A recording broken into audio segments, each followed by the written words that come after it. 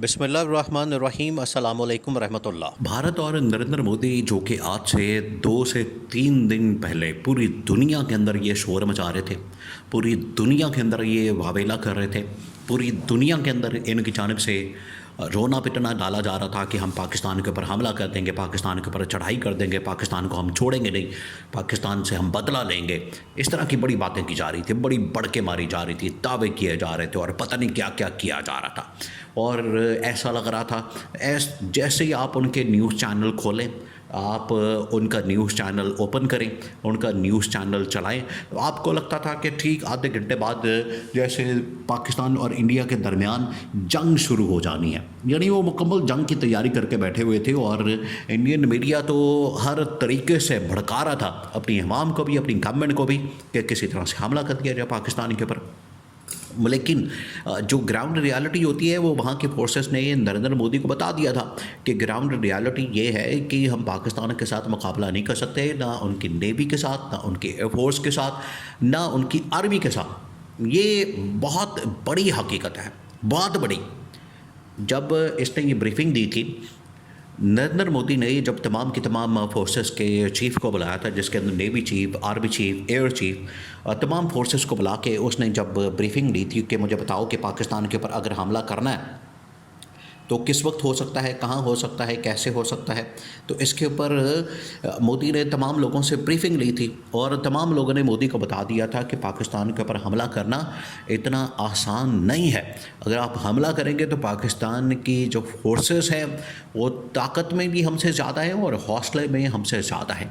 और हमारी जो जितनी फोर्सेस हैं वो कभी चाइनीज़ बॉर्डर्स के ऊपर लगी हुई हैं, किसी और कश्मीर के साथ लगी हुई है, वहाँ पर अटैच है, और उसमें से थोड़ी सी जो फोर्स बचती है वो सारी पाकिस्तान के बॉर्डर के ऊपर लगी हुई है।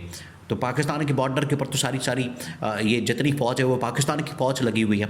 इस वजह से ये उनको मशवरा दे दिया गया था, उनकी तमाम की तमाम फोर्सेस के चीफ की जानिब से नरेंद्र मोदी को ये मशवरा दे दिया गया था कि कभी भी पाकिस्तान के ऊपर हमला करने की गलती मत करना, वरना ये हमारे गांठे फिट हो जाएगा। अब इंडिया जैसे ही पीछे हटा है तो पाकिस्तान ने भी चढ़ाई करना शुरू कर दी है और तकरीबन को 100 के करीब फौजी ट्रक वो पूरे के पूरे बॉर्डर के साथ लेके गए, वहाँ पर हरकत करते जाते हुए और जवाब देते हुए। देखिए, आप इस बात को समझे कि थोड़ा सा फ़र्क होता है एयरफोर्स के अंदर, नेवी के अंदर और आर्मी के अंदर थोड़ा सा फ़र्क होता है। एक होता है सरप्राइज़ एलिमेंट। जब भी फ़ौज की जानब से, आर्मी की जानब से, एयरफोर्स की जानब से, नेवी की जानब से पाकिस्तान के ऊपर हमला किया जाता है, जिस तरह से 2019 के अंदर किया गया, वो एक सरप्राइज़ एलिमेंट था कि अचानक से पाकिस्तान के ऊपर हमला कर दिया गया और पाकिस्तान को अंदाज़ा ना हुआ। लेकिन जब फिर सेकंड अटैम्प्ट की गई तो फिर पाकिस्तान ने बड़ा तगड़ा और करारा जवाब दिया था। इस मरतबा भी इनकी जानब से ये कोशिश तो की जाती रही कि हम किसी तरह से सरप्राइज़ हमला कर दें, पाकिस्तान के ऊपर सरप्राइज़ अटैक कर दें, लेकिन वो इनकी अटैम्प्ट कामयाब नहीं हो सकी। एक अटैम्प्ट इनकी जानब से की गई जिस रात को अता तारड़ ने आके पूरी दुनिया को बता दिया था, वो अटैम्प्ट थी। देखिए, वो अटैम्प्ट हो चुकी थी, वो अटैम्प्ट होने वाली थी और पाकिस्तान के ऊपर हमला होने वाला था उस रात को, क्योंकि उनके जो राफेल तैयार थे वो बॉर्डर के ऊपर आ गए थे। इधर से पाकिस्तान की एयरफोर्स के तैयारे जो है वो जैसे ही उड़े, उन्होंने जाके काउंटर किया, मुकाबला किया, तो उनकी जो राफेल तैयारे थे वो भाग गए, वो अटैम्प्ट नाकाम हो गई। पर उसके बाद सरप्राइज़ एलिमेंट निकल गया।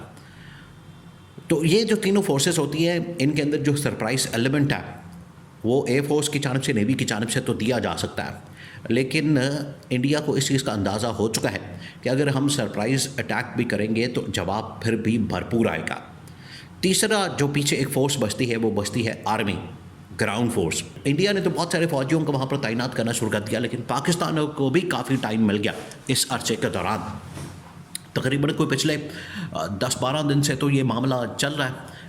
इस हवाले से बात हो रही है, इस हवाले से डिस्कशन हो रही है कि पाकिस्तान के ऊपर हमला कर दिया जाए, पाकिस्तान के ऊपर अटैक कर दिया जाए, पाकिस्तान के ऊपर ये चढ़ाई कर दी जाए। तो पाकिस्तान की फ़ौज को भी टाइम मिल गया है कि वो अपने आप को तैयार करें, अपने आप को इस हवाले से बॉर्डर के ऊपर लाएं और जंग के लिए मुकम्मल तौर पर वहाँ पर अपने आप को इकट्ठा करें। इसी वजह से ये मशक़ें, एक्सरसाइज, ये तमाम चीज़ें फ़ौरन कर दी गई। फ़ौरन मशक़ें करके, एक्सरसाइज करके, टैंकों की, तोपों की, असले की, साजो सामान की।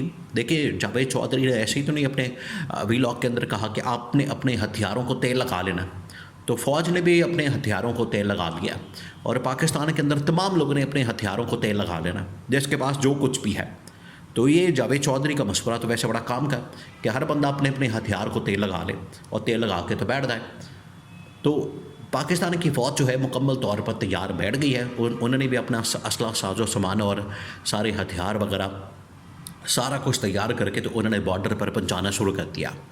तो ये अब पाकिस्तान के बॉर्डर के ऊपर बड़ी तादाद ट्रकों की आमद के साथ ही वहाँ पर भरपूर तरीके से तैनाती, भरपूर तरीके से वहाँ पर उनको डिप्लॉय करना फोर्सेस को, वो अब इसके ऊपर काम शुरू हो गया है। अब आ जाए एक और अहम तरीन मामला जो कि इस वक्त पाकिस्तान के अंदर डिस्कस हो रहा है और नजम सेठी की जानिब से इस चीज़ का इंकशाफ किया गया। वो किया गया है असल में साबिक DGI जनरल नदीम अंजुम के बारे में।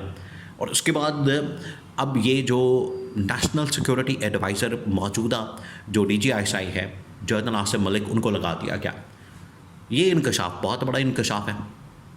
एक तो ये कि जिस तरीके से national security adviser general Nadeem Anjum लगना चाहते थे उनको नहीं लगाया गया। ये नजम सेठी ने इंकशाफ किया है कि साबिक DGI ये इन्होंने जनरल आसिम के सामने, आर्मी चीफ़ के सामने ये अपील की, रिक्वेस्ट की और उन्हें कहा था कि मुझे NSA लगा दिया जाए, मुझे नेशनल सिक्योरिटी एडवाइज़र लगा दिया जाए, लेकिन इनकार कर दिया गया। और इसके पीछे जो लॉबिंग है वो नून लीग और पीपल्स पार्टी ने भी की। नून लीग और पीपल्स पार्टी भी इस हवाले से कोशिश करते रहे कि किसी तरह से इनको, अगर ये DGI नहीं रहते तो इनको हमारे साथ अटैच कर दिया जाए, लगा दिया जाए और इनको ये ओहदा दे दिया जाए। लेकिन इस्टेब्लिशमेंट की जानिब से इनकार कर दिया गया, फ़ौज की जानिब से इनकार कर दिया गया।